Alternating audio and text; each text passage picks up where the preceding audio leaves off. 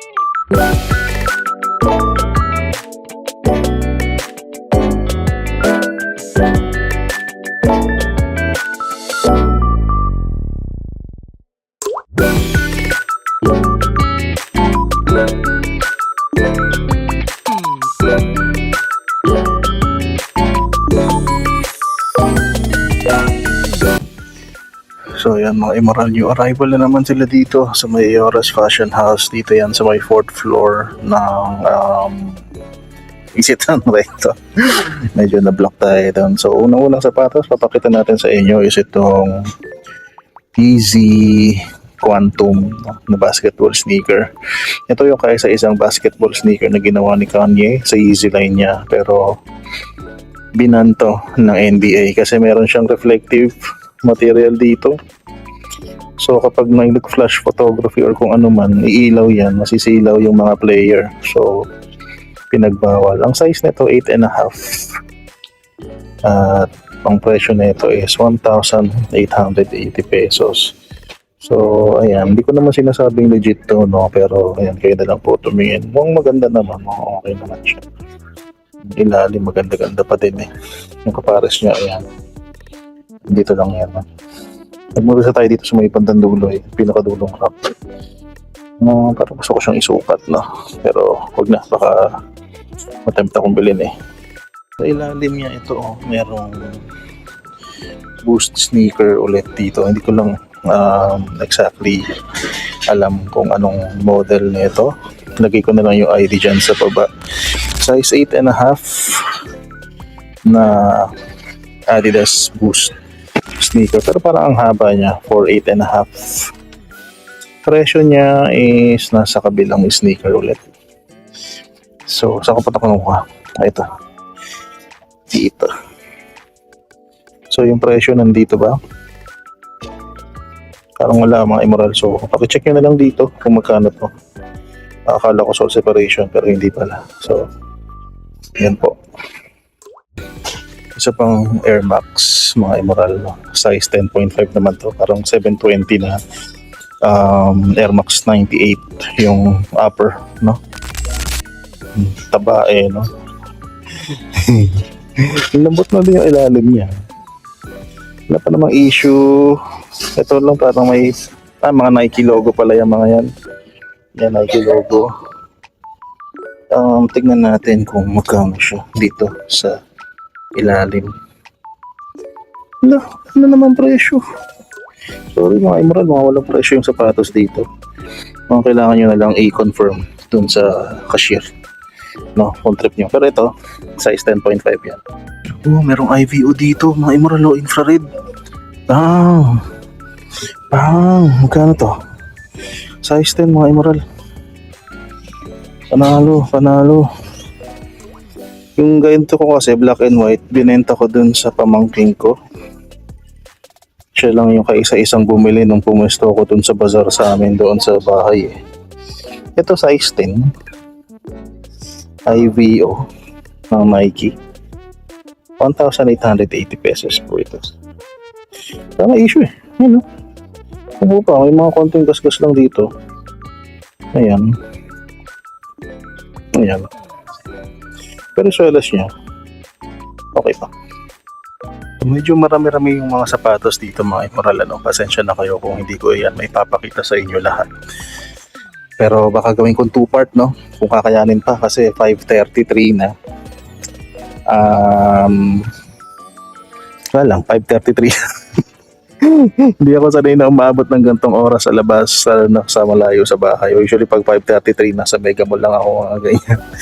Pero sige, subukan nating tapusin to. No? Magpakita tayo ng mas marami pang sneakers. Meron pa kasi doon, meron pa doon sa kapila, meron pa doon sa may likod. No? So, bilisan na lang natin pagpapakita ng mga sapatos sa inyo. Bahala na kung ano makita ko. No? Mga ganyan may makita kayo. Hindi ko na ipakita sa highlight. Puntahan nyo na lang sa dito sa 4th floor ng Isitan Recto. Ito, New Balance. Size ng New Balance na to is size 8, no? New Balance 300 ito, mga Emerald. Parang ang ganda-ganda niya dito sa video. Medyo matingkad kasi. Okay naman, Hindi naman nagsisinungaling yung video ng iPhone. iPhone 8 lang gamit ko, no? Mga Emerald. Baka sabihin ninyo, naka 15 Pro Max ako. So, kaya yung ganun. Presyo pala niyan. Teka. Presyo pala nito is 1,580 pesos. Ano pa tayo? Dito sa taas. Dito sa taas. Ito na lang, no? Ito, marami pa dito sa taas. Rick Owens ba to? Meron ba nagsasapato sa inyo ng ganito? Baka nga Rick Owens to, mga Emerald. Ang kukunin ko na lang is yung right sneaker, no? Kasi nandito yung presyo eh. Pero pagkakataong ito, wala rin yung presyo dito. Rick Owens nga to, mga Emerald. Nakasulat sa ilalim. Kung nakikita ninyo. Ayan. Rick Owens na sapatos. Ang size niya, hindi ko lang masansya. Buksan ko lang sandali mga Emerald. Check natin. So size 43 to mga Emerald. So mga nasa size 9.5 yan. Kung legit to, tapos okay siya, no? Then I suggest kunin nyo to kasi ang alam ko, Rick Owens is a luxury brand, no? Alam ko mahal yung mga ganito talaga eh pag binili mo for retail, no? So kung trip nyo yan, kunin nyo na. May konting agant nga lang siya dito, no? Tapos yan, linisan nyo na lang, no? Dito sa baba parang merong bounce na sapatos, no? Ang ganda na ito, mid-cut, parang pang boxing yung dating. Size naman na ito, maliit lang, 7.5 US. 1,280 pesos. May katabi siya ito, Adidas, ang ganda ng kulay, cool gray. ZX 750, yan nakalagay dito.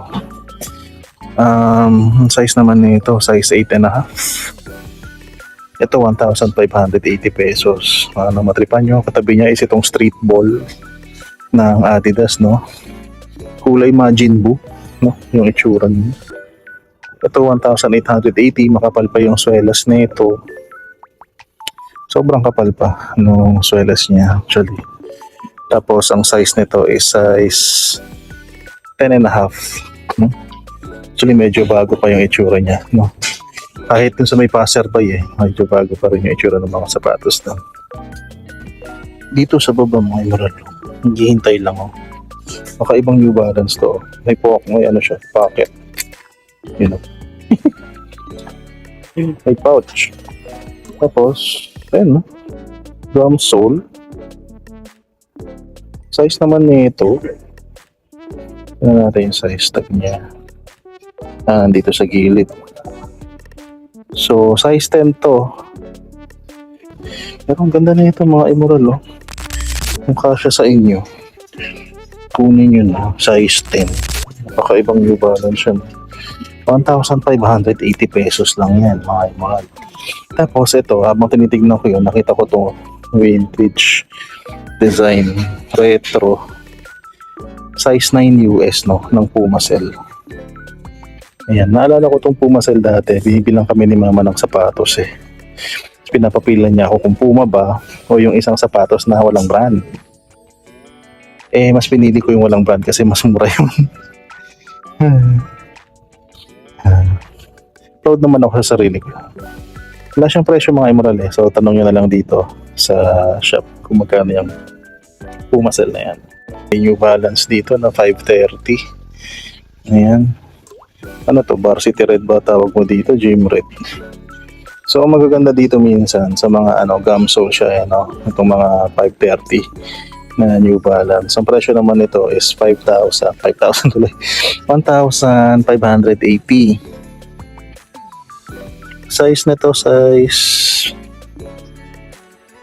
9 mga Emerald. Ito, size 9 to. Itong Gym Red na to ng New Balance 530. Sa baba niya ito, merong Jordan dito. Kaka-release lang nito recently lang eh. Yung design na ganito. 2020, so actually 2021 siya ni-release. Ito size 7.5 to. Diba, bago lang. 1,580 pesos din yan. Katabi niya is itong Curry. Ayan o. Maliit lang din to. Under Armour. Size 7. 1,580 pesos yan. Yung mga Reebok dito. Unahin na natin to. Ayan, parang classic yung dating. Size tag. Sa likod ng dila. Size 10. 1,580 pesos. Ito parang mainit material na sapatos dito. Adidas pala. Ayan. Presyo na ito. Wala. Baka nandito sa kabila. 1,580. Size hindi ko na alam. Tapos, ito isa pang Reebok. Parang alter the icons to eh. Tama ba? Hindi. Pero merong ganito. Parang alter the icons. Hindi ko alam kung ano yan. Pero yan, 1,580. Then, size tag niya. Size tag nito. Wala eh. Ito pala. Size 9 naman to, no? Mga Emerald. Simple lang, na orange and white color lang siya. Nike Renew. Ito. Running sneaker. Ang laki pala. Pag nakaharap, akala mo ang liit eh. Nakaganyan siya. Parang ang liit-liit eh. Kasi yan. Yung binunot na natin. Mahal na siya. Malaki na. Size 10 pala. 1,580 pesos din. So, mga price range ng sapatos, so parang doon lang naglalaro. Usually, pag ganyan, 1,280, 1,580, 1,880, tapos 2,280, 2,680, tsaka 2,880, no? Sa mga gantong ukay. Especially dito, no? Sa Ioras Fashion House, at tsaka sa yung passerby sa baba. Kasi sila may-ari niyan eh. So, nagsabay sila siguro ng new arrival. Hindi natin alam. May mga belts din sila dito. Baka meron kayong kailangan na belts. Tignan nyo na lang yan. Dito, sa layers na to, ito may Reebok dito. Itong Reebok, size 11 to. Maganda naman yung kulay niya. Maroon. Tapos cream. Oh, Gore-Tex Infinium pa. Oh. So, waterproof. Yung presyo niya nandito sa kabila. Sa kabila. Kaso, ang problema, yun nga, walang price. Hindi naka-indicate yung price. So, yun yung mga tipo na kailangan yung itanong sa shop. Kung magkano. Sa shop tuloy doon, sa cashier. Kung magkano siya. Pero okay naman ito mga iba. Ganda. Parang pinaghalong modern at saka vintage design na sapatos. Ito, tignan nyo na lang to. Ito, may magandang Mizuno doon. Tapos may Asics doon, no? Yun, parang Adidas, di ko alam kung ano yan. Tapos, ito sa taas, ito yung nakita natin kanina, yung question ng Reebok. No? Bakit parang napapansin ko puro Reebok ang pinapakita ko ngayon dito sa vlog natin dito. Tingnan natin yung size tag niya. Size 8.5. Ito, mga Emerald. Itong Reebok question na to. Yung material niya dito sa likod is canvas. Ayan, hindi ko alam kung ayaw mag-focus eh. Ayun, ayan, nakita nyo na, canvas leather, tapos canvas dito. Then same goes dito, yung overlay niya dito sa baba. Ayan, maganda naman to, astig Oh, ang ganda po. May din, 1,880 lang to mga Emerald Reebok question. Baka gustuhan nyo, kunin nyo na yan. Ayan. Tapos yung Mizuno kanina, ito, tingnan natin to. Mizuno. Boom. Parang ganito yung nandun sa ano eh. Pero iba lang yung kulay. Yung nandun sa V-Free Outfitter. Size 10 to. Maraming meaning ang Mizuno eh. Pero sa pag-aaral ko ngayon, ang alam ko palang meaning ng Mizuno, pag pinaghalo mo yung name is parang water, field of water, no? Parang ganon. Mizuno. Mizu is water, no is plain or field. 1,880 pesos po ito. Birayin natin lahat ng Mizuno nandito. Ito pa. Isa pa. Ito running sneaker ulit. Medyo malaki to ha. Size 10.5 naman to. Mga emerald. So, maganda naman yung ilalim niya. 1,880 pesos. Yan. Okay pa naman. Tapos yung logo ng Mizuno, nasa loob pa talaga. Sa liner collar, wala naman damage. Actually, brand new condition to. Sa totoo lang. No? Medyo nalukot-lukot lang. Size 8.5. Ito, na... Ang tawag dito? A6 gel. No? And ito naman yung gel. Wala nga lang yung presyo dito. So baka nasa kabilang sneaker. Bago nga ipakita sa inyo, ko na pareho. Ayan, meron siyang kanji dito. Ang alam ko, Yasumi ito eh. Or Rest. O Karada. Karada pala yan. That's body. No, sorry. Body yan. Ayan. So, ayan. Tignan natin sa kabila yung presyo. Body. Actually, walang price mga emerald. So, yun. Same drill, no? Tanungin nyo na lang doon sa cashier kung trip nyo to. A6 gel na to. Size 8.5. Ito yung nasa ilalim na nakita natin kanina. Adidas ba? Oo, Adidas nga. ZX din pala to. 1,580 yung presyo niya. Presyo niya 8.5, euro 40 po. Ang ganda naman nito. No? Ayun, no? May tatlong stripes. Tapos naukit din. No? Tatlong stripes dito. Boost midsole din siya. Yun niya, 1,580. Hindi natin alam kung anong ZX exactly. Pero lagay na lang natin dyan sa baba yung ID niya. Ito, minsan lang tayo makakita ng Adidas EQT Boost na ganito eh, no? Sa mga ukay. Nakakita ako ng ganito dati sa outlet, mga nasa 4,000 pesos pa siya.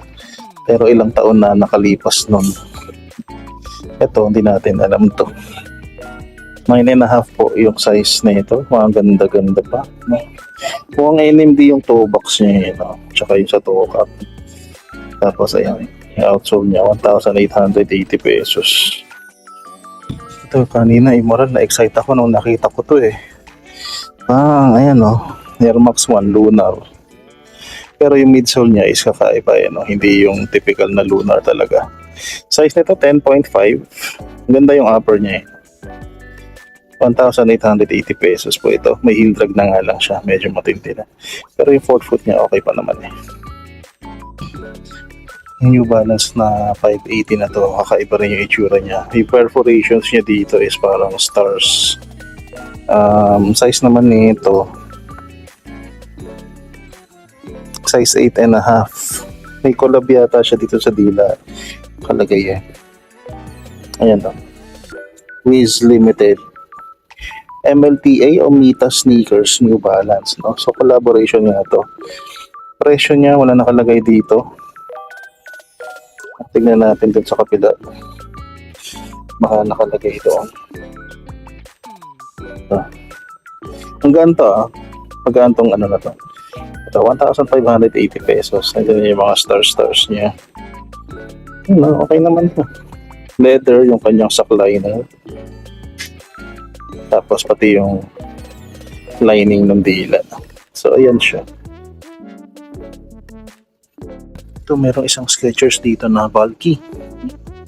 Sobrang bulky itong Skechers ito. Memory foam yung insole niya.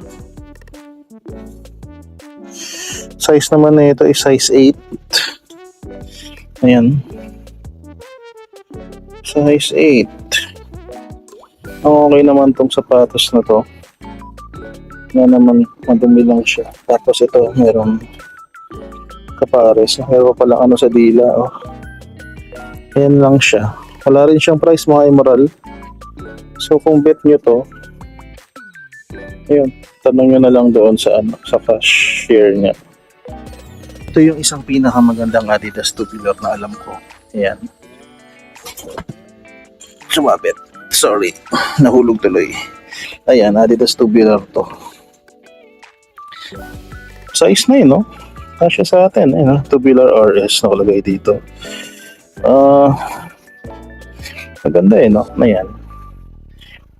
Ito na yung mga kasagsagan na medyo bumababa na yung ano ng tubular. Dati kasi hype ang tubular. Tapos, nung bumababa na yung hype niya, ganito na yung mga nire-release. Hindi na masyadong, ano. Pero alam ko, hindi siya masyadong na ano dito sa Pilipinas, no? Hindi siya na-release dito. 1,580 ito mga Emerald, no? Ganda na ito. Size niya, ano ulit size? Size 9, ano? Size 9, tubular. Nakita ko tong Instapump na to. Tingnan nyo yung itsura na ito, kakaiba. The pump nung nakalagay sa may ano niya, size 6 lang to. Euro 37, 24 cm. Ito, Fury nakalagay dito. Hindi ko alam anong version to, bakit ganito yung itsura niya. Pero re-research na lang natin. DMX kasi siya. Okay, parang pinaghalong DMX at saka Instapump. So, pero lalagay ko pa rin yung ID dyan sa baba. Size 6 to, 1,580 pesos. Yan. Usually sa Adidas, merong Climacool. Ito naman, Climawarm yung nakalagay dito. So, feeling ko, pang winter to, no? Para mas mainitan yung paa mo. Yung Climacool is pang summer, malamang. Problema lang, may sole separation na siya dito sa may bandang toe cap niya. Focus car! Ayaw. Basta yan, nakikita nyo naman. Size na ito, size 8.5. Ayan, kung trip nyo to, nandito lang yan. Yung kapares niya, saan ko ba kinuha to? Saan ko kinuha to? Dito. So, iba pala ako. Ito. Sorry mga Emerald, wala rin pa rin yung kapares. Ay, presyo. Ito pa mga Emerald, isa pang Mizuno. Pangalan naman na ito, Wave Rider 19. Size 9 lang to mga Emerald. Well, technically, ito yung mga talagang pangtakbo no? Pangtakbo pag badminton, pang volleyball, ganyan. Presyo nito, 1,880 pesos. Medyo kapal pa naman yung swelas niya. Okay pa. Tignan nyo na lang yung mga sapatos pa. Nandito.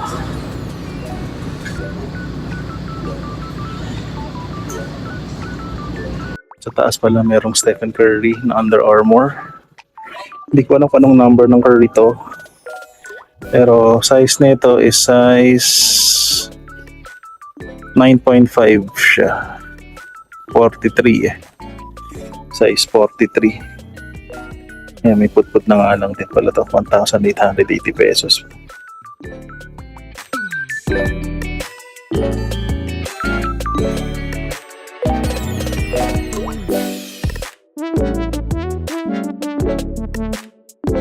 Isa natin dito sa taas dito mga Emerald. Ayan, Nike yan, no? Hindi ko alam. May logo kasi ng swoosh. So hindi ko alam kung ACG to. Presyo na to 1,580. Yung ano niya, pang winter to siguro, malamang ano. Yung size niya, size 10 po mga Emerald. So ayan. Kasi ito yung material niya dito, ayan, medyo makapal.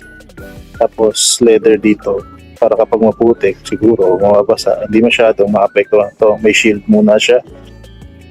Tapos pati dito sa may ankle part siya sa likod.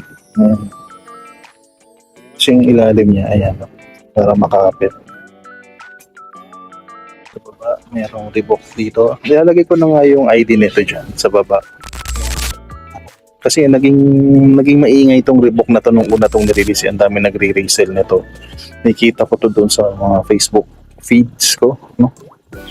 So, ayun siya. Size naman na ito, 8.5. Actually, dalawa yung ganito dito, magkaiba kulay. Ito, 1,580. No? So, ayan yung isa. Ito yung isa. Ayan, US color naman. Yun. No? Ito naman, size 9.5 naman. Ito. Hindi ko maalala kung ganito rin ba yung kulay yung nakita natin sa may show. Star Mall, no? Pero ayan siya. Okay naman to. Madumi lang yung kanyang sock liner. Ayan yung likod. Ito, 1,580 pesos din.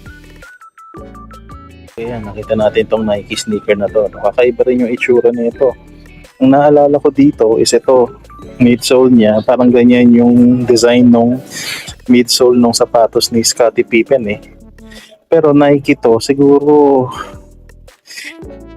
hindi ko na anuhin, pero Deem 6 kasi siya, no? Ang Deem 6 merong mga sariling design yan sa Nike na parang nire-redesign nila yung existing silhouette, no? Ang size naman nito size 10, ano? Medyo malaki din pala to, size 10 siya. Tapos naka-hyper-extend yung toe cap niya dito sa may bantang toe box, no? Ito yung ilalim. Parang pang terrascape yung material, no? 1,580 pesos po itong Nike sneaker na to. Ito, isang Reebok pa, mga immoral, oh. Parang collaboration siya. Pleasures kasi yung nakalagay dito sa harap. Hindi ako sigurado, pero ilalagay ko na lang yung ID dyan sa baba. Reebok Pleasures din yung nakalagay sa insole. Yung size tag niya mo dito sa kabila pala. Buti na lang. Ito size 8.5 naman to. Malambot malambot yung materials na ginamit dito. Tapos meron pang tibos ng Pleasures na nakalagay dito. Ganda to, no? Presyo naman nito 1,580. Ano kung pasado yung kulay sa inyo? Tapos ayan, meron something dito. Reebok Pleasures. Size 8.5. Atin na natin to. Nike All Conditions Gear. Yan, Nike Air. Ito pala yung Moab. Teka, parang nagpapahanap si ano na ito Si yung teacher ko sa animation dati. Teka nga, mga message ko nga to. Tignan ko muna yung size na ito. Wait lang. Size 10 to, mga immoral. Wala na nga lang siyang insole. Yung presyo hindi ko rin makita dito. So, tignan ko doon sa kabila, no? Baka nandito. Sana nandito. Ay, wala dito. Yun lang. So, hindi ko na itatanaw, no? Sabihin ko na lang doon sa teacher ko, bahala na siya magtanong. Pero picture lang ko ta lang to. Sayang to, mga immoral, ang ganda na ito, no? Hindi ko alam kung nirelease siya locally dito sa Pilipinas. Oo yata. Hindi ako sure. Pero Huarache to eh. Huarache yung dating na ito eh. Mawawag na to. Taas is mayroon itong Puma running system. Wala na nga lang tong insole, no? Ang ano niya, size 11 US. Ayan. Mukha siyang Joker color o grapes, no? Sabi na natin grapes yung color nito. Teal green at saka teal or emerald green, hindi ko alam, di ako sure. At saka purple o Concord, no? 1,580 pesos po yan. Dito sa ibaba is merong Ultra Boost. Size 9 lang naman to, mga immoral. Presyo niya baka nandito sa kabila. Ito. Actually, wala siyang price. So, same drill, Same drill. Meron pa dito ng mga lanilan din, may running system pang isa dito. Pero tingnan natin yung Nike na yon sa ibaba. Ayan. Size na itong Nike na to is size 9.5. Parang gem, ano? Yung shoes niya. 1,580 pesos po ito. Okay pa. Okay pa naman to, mga